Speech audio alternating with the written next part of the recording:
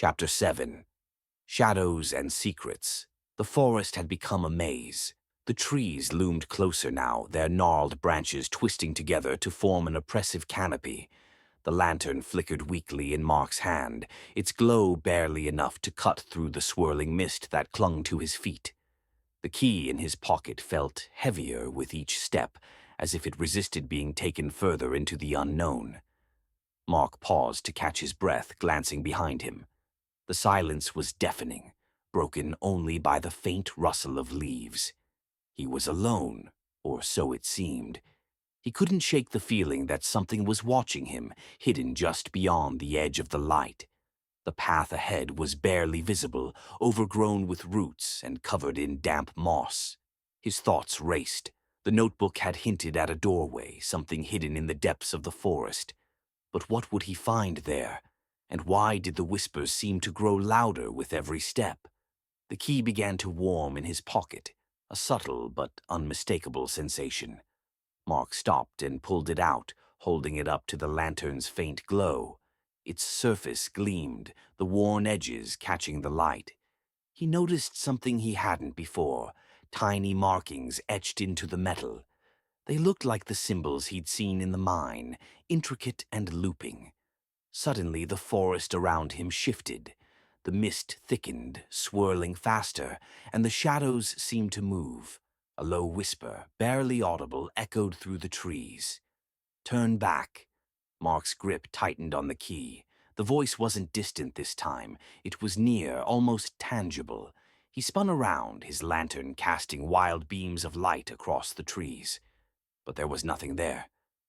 "Who's there?" he called, his voice breaking the stillness. No answer. Only the whisper repeating, "Turn back." Mark shook his head, pushing the fear aside. He couldn't stop now. Whatever lay ahead, he had to see it through. The path led him to a clearing, its edges shrouded in mist. In the center stood another monolith, smaller than the one in the mine, but just as imposing. Its surface was covered in the same glowing symbols, pulsing faintly in the darkness. At its base lay an old wooden box, weathered and cracked, as though it had been abandoned for decades. Mark approached cautiously, his footsteps muffled by the damp earth. The lantern's light reflected off the monolith, casting eerie patterns on the ground. He reached the box and knelt beside it, his hands trembling as he opened the lid. Inside was a stack of photographs, faded and yellowed with age. He picked up the first one and felt a chill run down his spine. It was a picture of the mine, but it looked different, cleaner, newer. In the foreground stood a group of people, their faces partially obscured by shadows. He flipped through the photos. Each one was more unsettling than the last. A campsite deep in the forest, a figure standing at the edge of the trees, barely visible. A handprint smeared on the wall of the mine, the fingers long and claw-like. The last photo made him stop. It was of the monolith in front of him.